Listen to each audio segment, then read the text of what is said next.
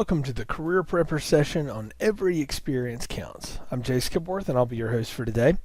Our agenda will be as follows. We're going to start by defining experience, or maybe redefining experience. We'll talk about transferable skills, how you can use the job description to identify your most relevant skills, some strategies and takeaways, and then ways that you can get more questions answered by the University Career Center. When we think about experience, we understand that that's the most important element that any employer is looking for when it comes to evaluating candidates. And experiences can come from a lot of different situations. Most traditionally, you think of them from work experiences or maybe internship experiences, but as you'll see, there are other places where you may draw your experiences from. Specifically, experience is any situation where the following conditions are in place. The skills utilized are relevant to your job goals. In other words, what you were going to be doing in your future job is also what you did in a previous position. You have some way of measuring your activity. There's some quantifiable way to verify what you've done, what you learned, and what you used along the way. And then there was a person qualified supervising the work. Traditionally, that's a supervisor or a boss, but it could be a faculty member, it could be a project leader, any number of things, because experience can come not only from work and co-ops and internships, but from volunteering, laboratory experience, or group work in a course, or community involvement. The point is that you probably have more experiences that maybe you can draw from when it comes to determining which skill sets you have and knowledge bases you have that will apply for potential jobs. And this redefining of how you think about experience should open up more opportunities to expand on your skills and background. It's also help you learn more about what you can say to a potential employer as you're interviewing for positions. Transferable skills or portable skills are qualities that transfer job to job and industry to industry. They're not necessarily the skills that are specific to a job. These are skills that you possess a good bit of already and you develop from your various experiences. Transferable skills position your past experience for new positions, especially if you're changing industries. The purpose of transferable skills is to allow you to think about if you don't have direct work experience in an area, but you've got a lot of the transferable sort of higher level skills that an employer might be looking for, then you do have experience that's relevant to that position. A good example is communication skills. That seems to be something that's universal these days across a number of job opportunities and industries. And so if you have experience sharing information with your colleagues and supervisors, you can apply those in any workplace. And as students, you do this all the time. When you're completing assignments with faculty, when you're working on research projects, either solo or with a group, or maybe even through, again, some of those other experiences. Lab work, courses, internships, previous work experience, maybe even work experience where the job isn't necessarily related to the job you want to go for. For instance, if you're a finance student but you've worked at a retail establishment or maybe worked in food service, you have a lot of well-developed communication skills from that. And while the specifics of where you worked before aren't necessarily directly related to what you want to apply for, the transferable skills, such as communication skills, customer service, etc., are transferable. So if the job you're applying for requires a specific set of skills, you should always look and see which of those skills you have and what experiences you have. But generally, a lot of the jobs you apply for are going to require a good deal of transferable skills. That's why it's important for you to think about your experiences more broadly and then identify the transferable skills you have so that you can not only highlight them on your resume, but talk about them in your interviews. You can use the job description to help you identify a lot of this. Reviewing the job description and the responsibilities section, make note of required abilities and knowledge that match your own experiences. That's specific job experience or skill sets that the job may be requiring. So again, content knowledge, or transferable skills as well. But in addition to the skills breakdown and the job duties, consider the description of the organization and maybe the company culture as well. Have you had experiences that make you a good match for those?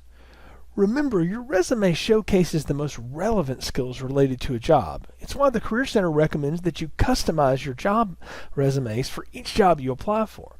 But in general, interviews allow you to elaborate a lot further on all your skill sets. So just because you can't detail it completely on your resume doesn't mean you can't talk about it at a later time.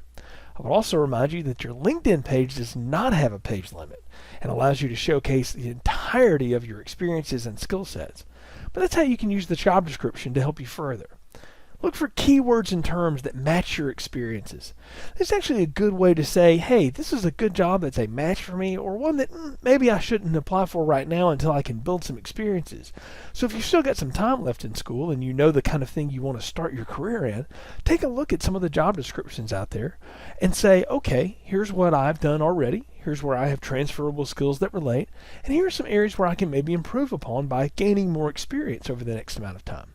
If you're graduating and looking to enter into the job force, you're going to look for a good balance of specific experiences and skills you have, as well as your transferable skills to make you a good match for that position. And you want to make sure those terms are on your resume, but not just listed in a keyword section, but used in the descriptive pieces and bullets that you use to describe your experiences. Incorporate all of the knowledge and skills and transferable skill sets you have developed in your experience descriptions, as it'll give the employer an easy way to realize whether or not you're a good match and someone they want to talk to a little further. It'll also help you if they're using applicant tracking software that is scanning for phrases and key words that match the job description. Ask yourself 3 problems before you ever apply for any position. What problems does this job solve? And then say to yourself, well, have I solved similar problems or problems exactly like that? Are they detailed on my resume? Can I talk about them in an interview? How can I demonstrate I fit the culture? The culture of an organization is really built around their mission and the clientele that they serve. So what is it about your past experiences or maybe interest and education that say you're a good fit for that mission and clientele? And then finally, where can you add value? Every position that's open is a value add position for an organization. And they're going to look for people who can demonstrate that they've gone above and beyond and show a great deal of initiative so that the next time that position's open, it has evolved further. That's what next level experts do, and that's what you are when you enter into the job force. Transferable skills also demonstrate these 5 areas for potential employers. They demonstrate your decision making. They show how you evaluate your options, the process that you go through to make a decision. You make thousands of decisions a day, and you've made a number of decisions throughout your experiences that are relevant to any job field. Make sure that's evident in your resume and in your interview answers. They also demonstrate problem solving. They show how you take the leadership role and find positive solutions, even when the odds may be against you or the task is difficult. They demonstrate goal setting, that you know how to set up a plan and achieve specific goals, that you can follow through on the objective pieces you set out in front of yourself, and that you can also take feedback from supervisors and others to help you get to where you need to go. Critical thinking shows that you know how to be objective and think logically about certain situations, and that you know how to work through a number of scenarios even if you haven't had direct experience with it, because again, you can apply your transferable skills and your knowledge base, and you know how to work well with others who can help you achieve your objective. And finally, communicating effectively. Besides being a test of your written, listening, and your verbal communication skills, good communication skills will show how well you work with others and what role you tend to play as part of a team. Employability really comes down to 3 areas. Demonstrating relevant skills and experiences, which now you should see that you have a good number of experiences to draw from and be able to talk about your relevant skills. An ability to quantify your experience as well as telling stories about what you've done. Not only to give the numbers and the nuts and bolts, as they say, of what you know how to do, but can you tell us how you arrived at that decision? What led you there? What road did you take that didn't work? And how did you redirect course and learn along the way? And then finally, focusing on being a good fit for an organization. And that's built around fitting your skills and experiences to that organization's culture, focus, and where you can add value. So some final strategies and takeaways. During these uncertain times, remember, focus on what you can control. There are some things that are beyond your area of expertise and beyond the things you can do anything about. So spend time on the things you can deal with. And what you can deal with is making sure you present yourself as a strong candidate based on the things you have done. We always say when you're evaluating a job description, it's highly unlikely you'll meet every single criteria they're looking for. But if you have the majority of them, and you can demonstrate the aptitude to learn the areas that you'll need to learn to pick up the other side, you can be a strong candidate. Start engaging digitally with the Career Center, with recruiters, and with contacts. You'll primarily do this through LinkedIn, but you'll also do it through email, through seminars like this that are led by our employer partners, through job postings, and a number of other electronic resources. Make sure you answer messages when you get those from any of the above listed and respond in a timely fashion. Make sure your profile is updated. It details your skills, values, experiences, and depicts who you are so employers can find you easily. Right now, recruiters who are still engaging in active job seeking are unable to come to campus as they traditionally would, and a number of them are using LinkedIn and job posting boards as a way to find good candidates. So remember, engage responsibly in all your comments and responses, particularly on social media, and be aware of how you appear to people who are searching for you. Run a simple Google search on yourself. Make sure what you see there is something you would want people to know about. And remember, the more places that you update often, the higher they're going to appear in that search.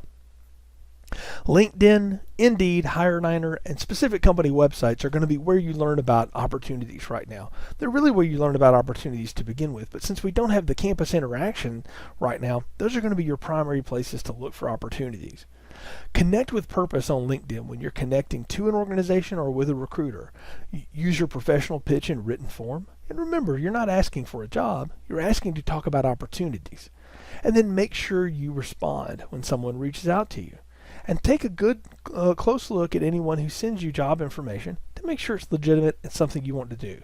If you ever have a question about it, you can contact the Career Center and we'll be glad to take a look at it for you as well. Attend virtual networking events such as this, such as our employer panels, and anything else that is led by an employer that the Career Center is sponsoring right now, or that you see an employer sponsoring on their own. Make sure you attend all of those events because there'll be a great way for you to network with different companies and find out about other opportunities. Remember, the Career Center is here to help you.